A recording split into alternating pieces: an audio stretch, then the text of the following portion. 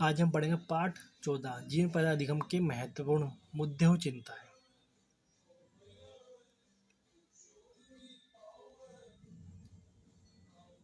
जीवन पैदा अधिगम के समान प्राथमिक मुद्दे और चिंताओं को समझना।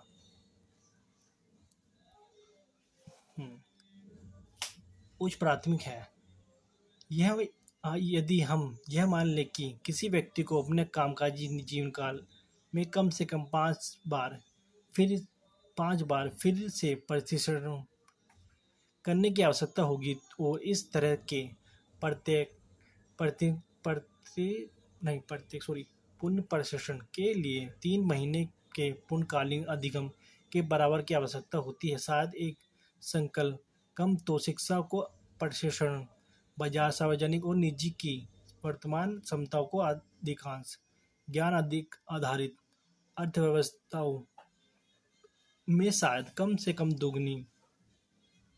गुना करने की आवश्यकता। ऐसी स्थिति में गरीब जो विकासशील देश में कम श्रम लागत या कम वेतन वाले श्रम के साथ प्रतिबंधों करने में असमर्थ है क्या कई अन्य चीज़ों के अलावा क्या अपने कठिन भरण पोषण या बुनियादिक अस्तित्व की कीमत पर एक सी आवृत्ति के साथ खुद को पुण्य प्रशिक्षण करने का जोखिम उठा सकते हैं।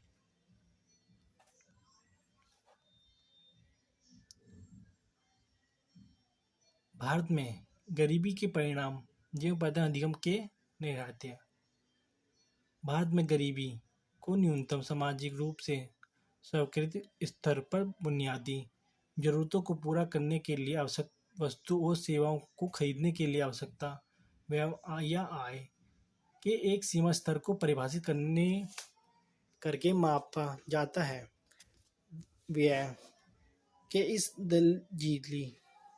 दलजीली स्तर को गरीबी रेखा कहा जाता है और इसे के नीचे रहने वाले जनसंख्या के अनुपात को गरीब अनुपात कहा जाता है। गरीबी रेखा और गरीबी अनुपात के 3 संभावित उपयोग हैं। गरीबी की पहचान विभिन्न क्षेत्रों में गरीबी विरोध कार्यक्रम पर और आवंटन तथा समय के साथ और सभी क्षेत्रों में गरीबी को मापन और ट्रैक करना। भारत में गरीबी रेखा से नीचे जनगणना की जानकारी के आधार पर राज्य सरकार द्वारा गरीबों की पहचान की जाती है, जिनमें वे नवीनतम सामाजिक आर्थिक जटिल जनगणना 2011 भारत सरकार 2011 है। गरीबी विरोधी कार्यक्रम पर व्यय का आवंटन गरीबी अनुपात के अलावा अन्य संसाधनों का उपयोग करके भी किया जा सकता है। उदाहरण के लिए राज्य और आवासात के प्रावधान पर व्यय राज्यों के बिना मकान वाले परिवारों को अनुपात के अनुसार किया जाता है। भारत में गरीबी के अनुसार का इतिहास। गरीबी की शुरुआती अनुमानों में से एक स्वतंत्रतापूर्ण कार्य में दादा भाई नौरोजी द्वारा अपनी पुस्तक पॉवर्टी एंड द अनएबिटेबल रूरल ईस्ट इंडिया में किया गया है, जिन्हें 16 रुपये से 35 रुपये प्रति व्यक्ति प्रति वर्ष गरीब रेखा 1868 की कीमत के आधार पर तैयार किया गया। 1962 में योजना आरोपियों ने राष्ट्रीय स्तर पर गरीबी का अनुशासन लगाने के लिए कार्य समूह का गठन किया।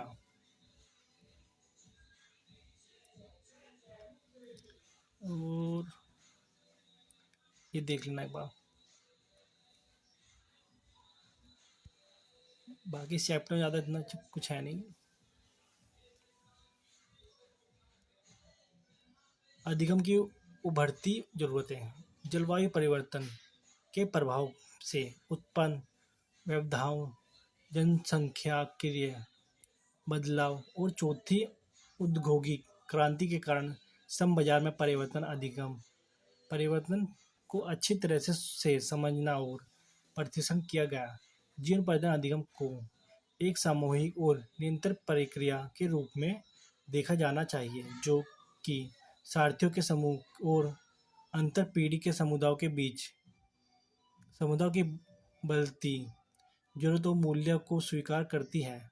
ये सामाजिक आय एक दूसरे से के विभिन्न समुदायों की और ग्रह की देखभाल करने के लिए अधिगम पर जोर देते हैं। सीखने के अवसर भी सभी के लिए उपलब्ध होने चाहिए और उनकी समावेशी सुनिश्चित करने के लिए बहुत से सबसे भाषा आबादी की जरूरत को पूरा करने पर ध्यान केंद्रित करने के लिए डिजाइन किया जाना चाहिए। सभी को सीमित करते हुए कोविड-19 महामारी के में ने शिक्षा प्रणालियों और लोगों के जीवन वन में बड़ा व्यवधान पैदा किया है। इसलिए जीवन पर्यटन अधिगम को शिक्षा और श्रम बाजारी नीति के क्षेत्र में नीति एजेंट के रूप में ऊपर ले जाना होगा। जीवन पर्यटन अधिगम का भावी परिश्लेषण यह तथ्य है कि मानवता के सामने आने वाली चुनौतियों को जलवायु संकट और तकनीकी एक जनसंख्यिकीय से उत्पन्न होती है।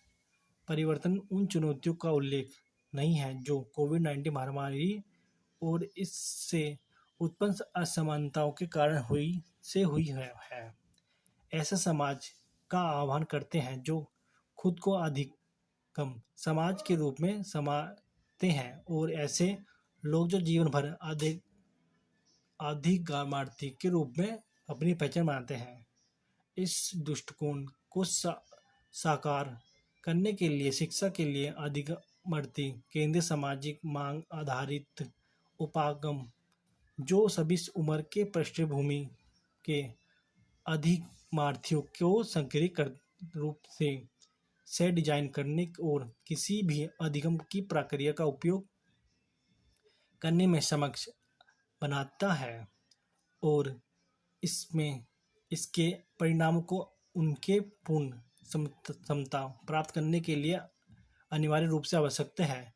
जीवन पर्यटन अधिगम के भविष्य के परिश्रमों को रेखांकित करते हुए सीखने के लिए सीखना और अपनी खुद की अधिगम की यात्रा का प्रबंध करना को बुनियादी क्षमताओं के रूप में समझा गया है। जीवन कौशल और जीवन अधिगम। जीवन कौशल एक ऐसा शब्द है जिनका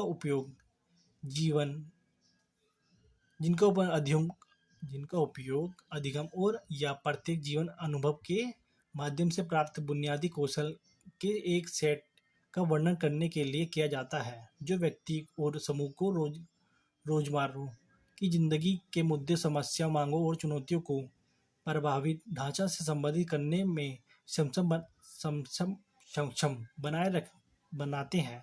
यह सब जीवन कौशल के विभिन्न संगठनों द्वारा उन संदर्भों के विशेष संदर्भ से परिभाषित किया गया है जिनमें यह लागू होता है और उनके स्वयं के कार्यक्रम संबंधी जोर और रणनीति भी। उदाहरण के लिए जीवन स्वास्थ्य संगठन जीवन कौशल के स्वास्थ्य के विशेष संबंध में मान्यता है और उन्हें समस्याओं के रूप में परिभाषित करता है जो अनुकूलित और सकारात्मक व्यवहार का समर्थन करते हैं, जो व्यक्ति को रोजमर्रा की जिंदगी की मांग और चुनौतियों से प्रभावी ढंग से निपटाने में सक्षम बनाते हैं। जबकि विश्व बैंक जीवन कौशल के लिंक मानदंडों और मानवाधिकारों के लेंस के माध्यम से देखते हैं और सामाजिक और व्यवहारिक कौशल के एक सेट के रूप में परिभाषित करते हैं।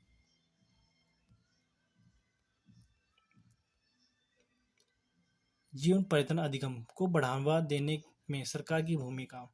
भारत में जीवन पर्यटन अधिगम को समृद्ध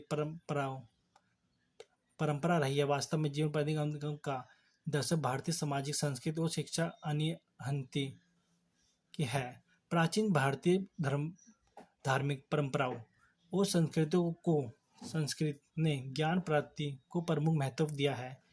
यह एक ऐसी पीढ़ी है से दूसरी पीढ़ी तक अधिगम को और ज्ञान के संचरण के गुण को कार्य रखता है। स्वतंत्र भारत में कई शैक्षिक नीति दस्तावेज और प्रभावी प्रवचनों में जीवन पर्यटन अधिगम के महत्व को दोहराने गया है। वर्तमान में जीवन पर्यटन अधिगम का उपयोग सक्षम और सतत शिक्षा कार्यक्रम, विश्वविद्यालयों और विभिन्न संगठनों के विस्तार कार्यक्रम, पेशेवर निकायों के पुनश्चरण पाठ्यक्रम, निजी संस्थाओं के अल्पकालीन पाठ्यक्रम, व्यापारिक गणनाओं आदि को शामिल करने के लिए एक छात्र छात्र शब्द के रूप में किया जाता है। फिर से भी महत्वपूर्ण मुद्दे यह है कि विभिन्न औपचारिक, अनौपचारिक और गैर औपचारिक एजेंसी द्वारा आर्थिक प्रतिधर्मात्मकता के लिए कौशल प्रदान करने के उद्देश्य में प्रदान किए जाने वाली अधिगम के कार्यक्रमों की एक श्रृंखला को जीवन पर्यटन अधिगम के कार्यक्रमों के रूप में नामित या मान्यता प्राप्त नहीं है।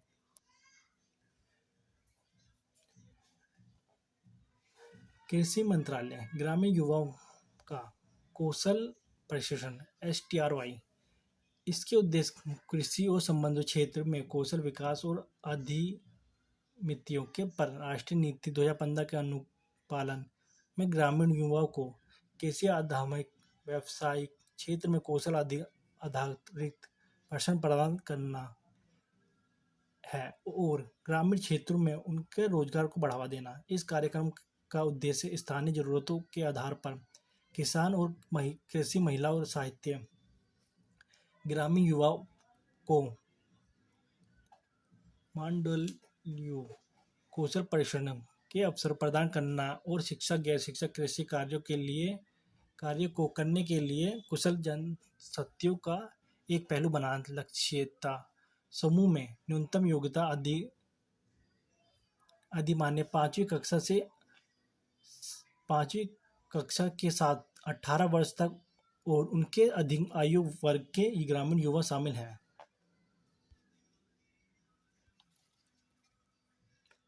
बाकी ये थोड़ा बहुत देख लेना।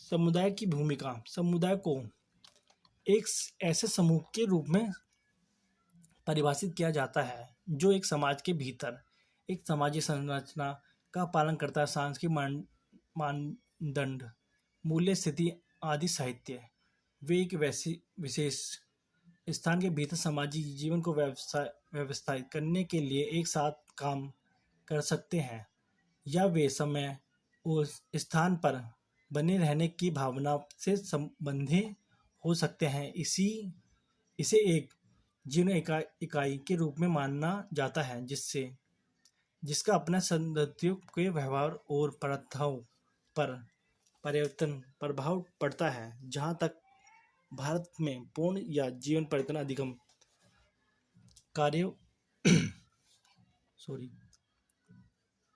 कार्यन्वयनकर्ता का संबंध है, देश भर के समुदाय ने साक्षर कक्षाओं में अपने नामकरण के लिए पूर्ण अधिगम और प्रेरित करने, संसाधन जुटाने और सेवाओं, शिक्षा अधिगम प्रक्रिया की सुविधाओं के लिए प्रोत्साहित करने में बहुत महत्वपूर्ण भूमिका निभानी है।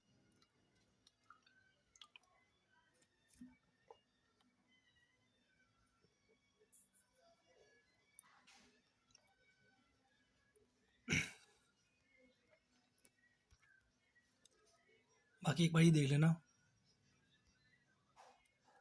ये पर्सन तो चालू हो गया था।